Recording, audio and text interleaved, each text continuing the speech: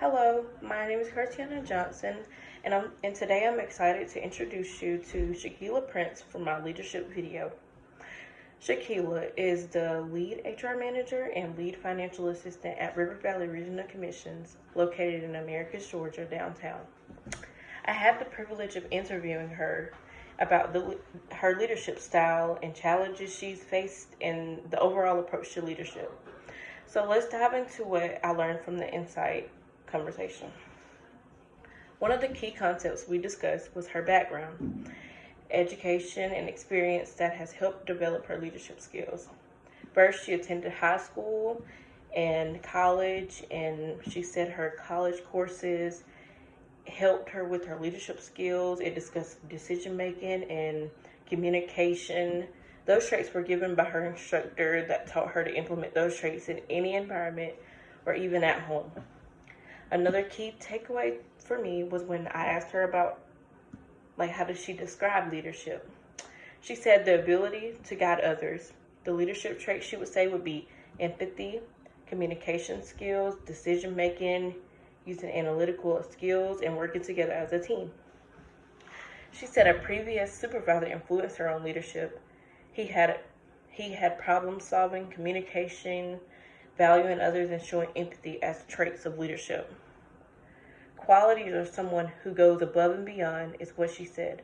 Someone who is willing to build a team and get things done in a timely manner.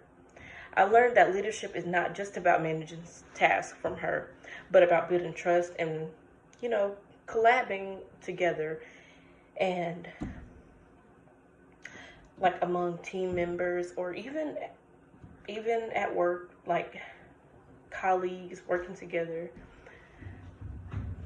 Those insights really made me reflect on how I can develop my own leadership skills and how I might approach challenges in the future.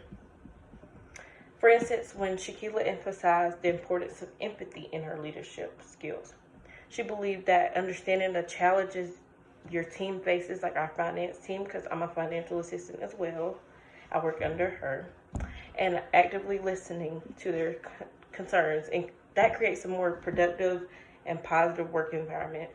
It's really something that resonated with me, and I can see how incorporating this approach into my own leadership could have a significant impact. In terms of how this conversation aligns with what I've read in our coursework so far, it was seeing how Shaquila's experience and perspective mirrored the theories and concepts we discussed in class. For example, the idea of servant leadership, which I've read about in textbooks, was something that came up in my conversation with Shaquila. She highlighted that a good leader should focus on serving their team's needs, which really complements the idea of leadership being a relational and people-centered endeavor. Hearing this from someone who has first-hand leadership experience really solidified the concept we've studied and gave me a deep understanding of how to apply them in real-world situations.